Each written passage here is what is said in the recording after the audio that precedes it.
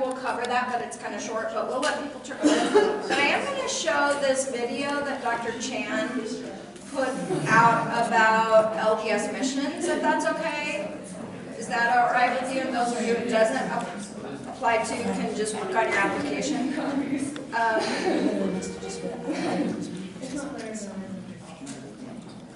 And then I'm going to show the self-assessment tool that Utah has for secondaries. Did we do that yesterday? No. And then the only other thing on there was interview activity. You kind of did that yesterday, so we probably don't need to do that. Yeah. But interview yesterday, right? Yeah. That's what I thought. So that was it. And then some students have questions about entry transcripts. Okay. How they're actually supposed to do that. Like exactly. Then what's the process? Who mails it? Who mails the transcript? Oh, okay. Okay. Okay. Yeah, so Got it. going over that would be helpful. Got it.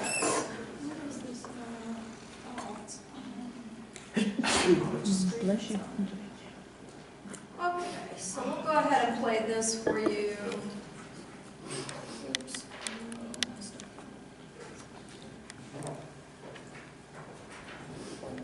Today I'm going to talk to you about Mormon missions, LDS missions, and how you should describe and write about them in a Is that too loud? medical school. Loud enough? By default, I feel like I'm an expert about this. I go out to other meetings with other mission deans from other medical schools across the country. This gets brought up a lot, so I'm excited to talk to you more about this. Let's give you some data. Apparently, according to LDS.org, there are 421 missions right now and close to 70,000 missionaries. And why do I feel like I'm an expert in this? Guess what? I served a mission. Vive la France! I was out in 96 and 98. I was in Marseille, that's in the south of France. I was in Nice, Cannes, Montpellier, Toulon, Aix-en-Provence, and ça fait bon moment que je parle français avec quelqu'un. All right. So, first thing, when you write about your LDS or Mormon mission in your application, avoid language that's too LDS-centric. Everyone knows what an FAT is, right? No, everyone doesn't. Okay? So if you use a bunch of acronyms, which are weird and strange, it doesn't look well to missionaries. Avoid judgmental language. When you talk about your mission experience, don't call people disbelievers, heathens, sinners, they're engaging in bad lifestyles. Avoid that.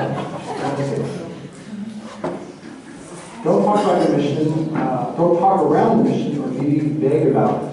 We had someone last year wrote that they hung out with people for 2 years. Like, what is that, right? Describe your mission in a short, thoughtful way. Call it what it is. Okay? Almost all mission communities across the nation do not view cross-line activities as community service. This includes our members. We see a very clear line between cross-line activities, knocking on doors, stopping people in the street, versus community service activities. So, in my day, we had the white handbook, the missionary handbook, which clearly stated how many community service hours per week does the average missionary perform. And back in my day, it was 4 to 6 hours, and before I came down here to do this presentation, I asked some of our med students, and it's still around 4 to 6 hours. And those 4 to 6 hours are usually working at a homeless shelter, at a soup kitchen, those things like that, teaching English classes. So when you describe your mission, focus on those community service hours. Don't blend that line between cross-sliding and community service. Now, when you serve a mission, this in and of itself does not make you unique. We have thousands of people who apply to our medical schools across the country who have served missions. I can say the same for being a district or zone leader, assistant to the president. These type of activities don't make you unique. So the way to conceptualize it, by the time you apply to med school, even more so with the new change in missionary requirements, it's 3 to 5 years after the mission. Okay? The key question that our mission committee asks is how have you taken those skills that you've learned on your mission, your community service skills, your leadership skills, your language skills, and how have you applied them after your mission? How have you made the world a better place to country? Okay? So people sometimes think that, oh, people who serve missions don't get into their med school, there's somehow some bias built against them. I'm here to tell you that's false. We have many, many, many true missionaries in our med school. The thing that makes them stand out is they take those skills, they take all the skills they learn on their mission, and they apply them locally. Okay? So when you create your application, for example, and you serve in Brazil, to pick on Jack. Jack served in Brazil. Jack was there about 4 years ago. And Jack clearly documented that he did some really amazing community service in Brazil. He taught English, he worked at a homeless shelter for a while, and he documents that. But looking at his application, for Jack, that was the only community service he did. 4 years ago, he is not as strong as Jill, who also served in Brazil many years ago. Also, had the same 4 to 6 hour community service, teaching English, as well as, volunteering in a homeless shelter. But after Jill got home, she got really, involved in the Portuguese-speaking Brazilian community. She did a bunch of service activities with them. She became involved because that was the first time in Brazil she was exposed to homeless people. So she did a bunch of 4th Street clinic stuff here in Salt Lake City. Which Jack or Jill in that example do you think looks better than Mission Committee? Jill, because she took those skills and applied them after she got home. Whereas Jack, he just put all his community service, all his eggs in the basket of his missions. So that's 4 years prior. So I hope you enjoyed learning more about LDS missions, how you write about them, how you talk about them in your medical school application, and I look forward to seeing your applications. Thank you. Okay, was that a little helpful in terms of how we have been coaching you, so you kind of better understand his perspective on this? And his perspective is very similar to other admissions committees and things like that. Questions that you've got about that? Mark that up here. So if there are other people who come in today, make sure that they watch that if they have questions.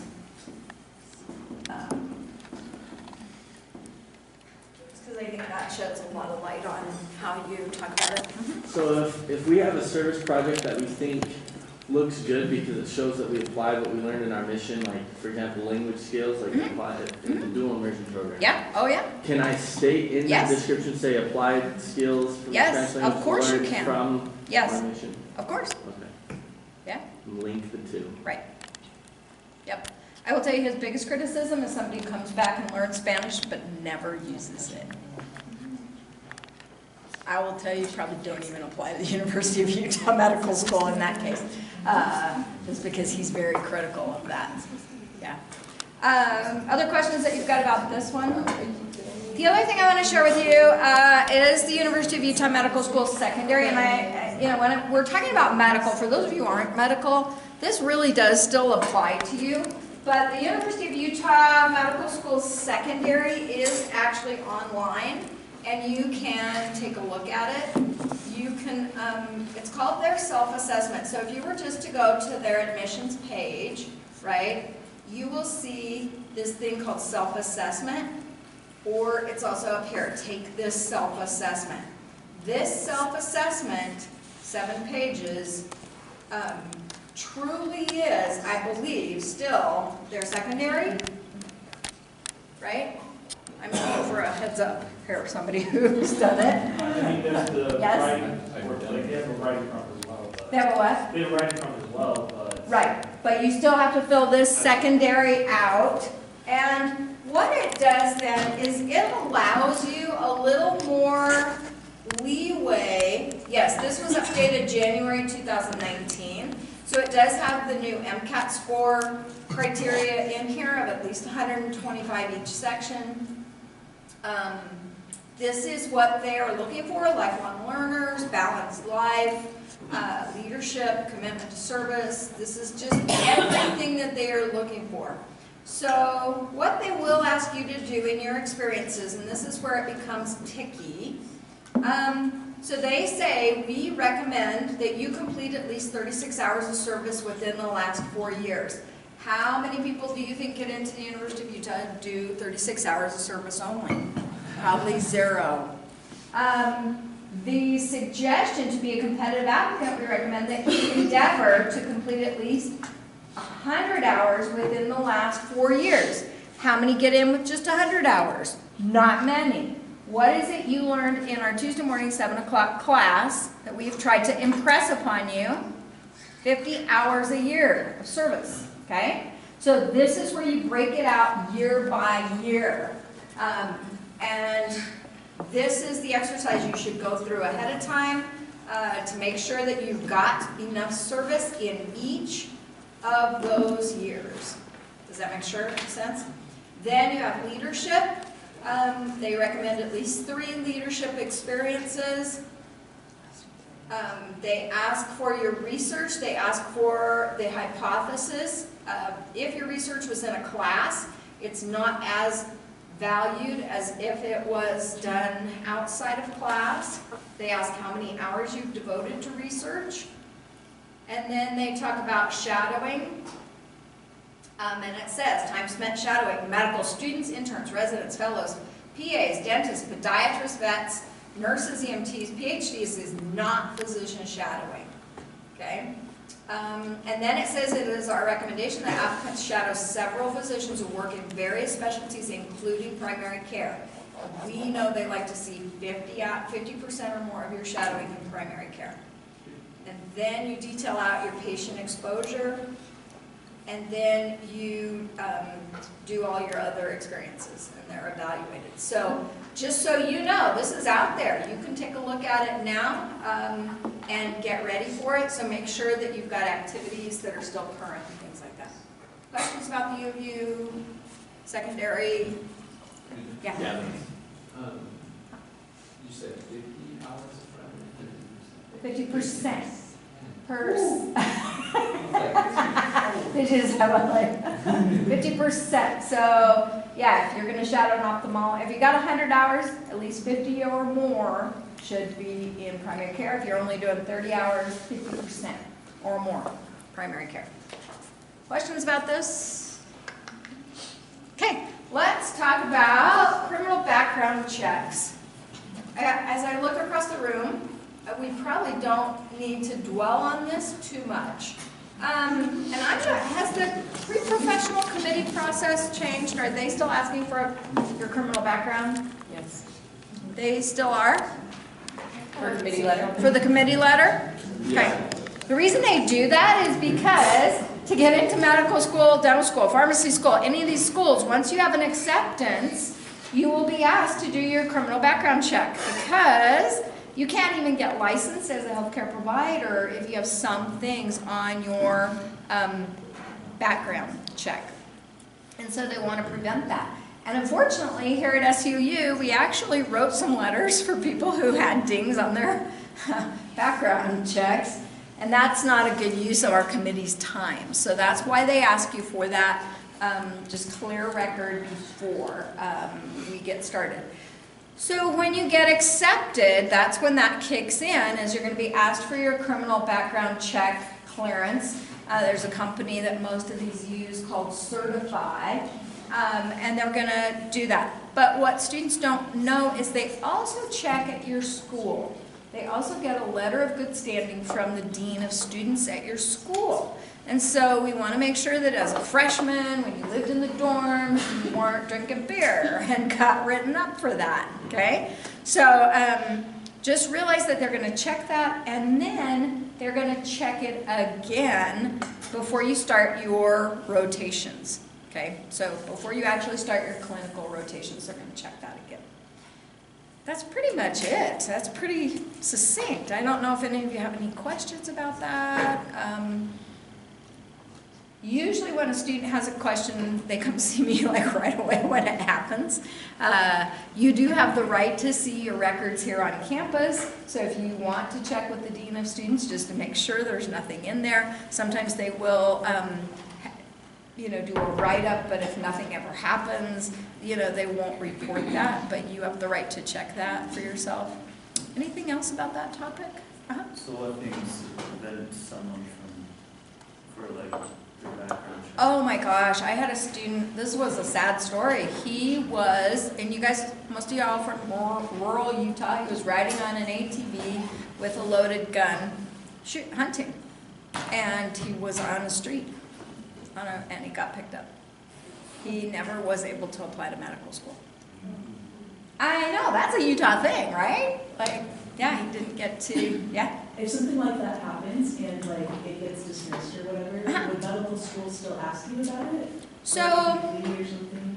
yeah, so in your application, there's a box that you check, that says, I've had a ding, whether that's, obviously, if you have a felony, you're not getting in. If you have a misdemeanor, perhaps you can explain it. As you can imagine, as you think about your demographic throughout the country, some places being picked up with marijuana is like a big ding on your records. And so what they want to see is that you learned your lesson, that you've abided by the law and not had any more offenses. So if it is a misdemeanor, the recommendation is you have to talk about it. Even if you expunge it, you still want to address it and say, yes, I went and had this expunged. Even if it's like an underage drinking ticket, something like that, you want to go through the effort of expunging it.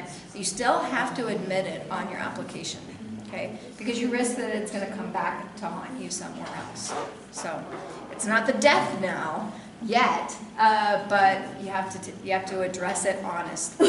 Does that make sense? I have had a student who did have some real serious things that dealt with drugs. He had some addiction issues, and it took him about 10 years to get those things cleaned up. He ended up getting a governor's pardon for his things because of the work that he was doing in the area of addictionology and things like that. And he actually got into PA school, and he is a practicing PA now in California. So people can come back from that. It took him a long time to get that done. Because if you do have a ding on your record, typically you can't even apply for an expungement for about 5 years. Yeah, and it's a fascinating topic that you will hear about more as you go on to grad school and you deal with other people from outside of you. Okay, any other questions about that? So today at 9 o'clock we have Whitney Johnson coming. Whitney is the admissions coordinator for Rocky Vista College of Osteopathic Medicine. She's going to talk to you a little bit about how you communicate with grad schools and your work there. She's also pretty willing, I think, to check over something if you have if you want an outside opinion other than us about your stuff. She might come over and take a look at your personal statement or something, read through it real quickly, and give you some ideas. So use her time wisely while she's here. Anything else that you want to talk about? Other questions? Transcripts, mailing transcripts, and signing transcripts. Oh, does anybody have questions about transcripts, how your transcripts get to your CAS? Yes? So I was just actually at the registrar's office, and they seem pretty confused as to what they need to do. Like, he kind of just, so what he told me. He who? A student or John Allred? Well, I was kind of like, well, is there somebody that knows what to do? So what he told me to do was to go on to the order a transcript page, order an official e-transcript, and attach the PDF of your thing. Is that correct? Yes. Okay. Yes. For the AAMC, they were getting, like I looked at Abby's, and they click a button that says request transcript, and then they get something that they have to fill out and send back to the school. Like the AAMC sends it, they have to sign it, date it, and then send it to the school. Yes. And the school has to mail the official transcript. Yes. Okay. That's correct, because you have a barcode and you have your ID number. Yeah. Okay. Yes, that It's is. a little bit confusing with It them, is. especially if you're coming from you have other schools Yep. to put on there. So you download your transcript request form from the CAS, and for some of you that might be 3 CASs, unfortunately. And then you find the transcript request form on the school that you've attended. You make sure they go together to request the transcripts. Okay. Other questions about transcript request forms? Hopefully all of you have done that. You should all have your transcript request forms done by now. You should all have your experiences written by now, and you should be working on your personal statement. How's that for pressure? What they recommended though is double check, make sure your grades were posted. Oh yeah, grades just posted this morning. Yeah, so if you do it and you have a couple of grades that are still pending, and you say wait for, or it's already been done and you say wait for grades to be posted, it might not get processed until December. Because if they've already been, because if you check wait for grades and grades have already been posted. I see. So just make sure that your grades are posted. So if you did it before this morning, it would have said, you would have said wait, but now you would not say wait. Yeah, because it wasn't. Because grades got posted. Sometimes, yeah. Okay, well, we're happy to come around and see what you have written.